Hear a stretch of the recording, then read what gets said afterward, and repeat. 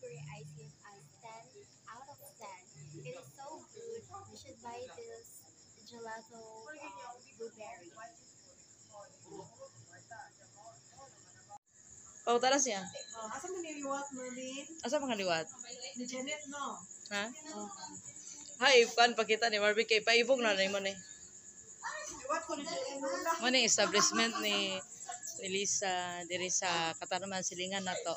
Kanya mo ni ang tindahan. Saras Cafe na siya yung mga Swedish nga mga food. Ya close na man god. Ano eh, business ni ko.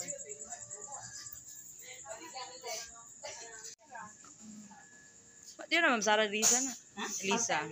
Lisa. Mm. Tagihan ni sa cafe. Vlogger din siya. Vlogger. Hindi, tatupat yun yan. Asawa, patay, like. Klaro? Oh, maklaro na. Ano yung mga menu nila guys? Mutanaw ra ta dire. Oh, available na. Rest Cafe.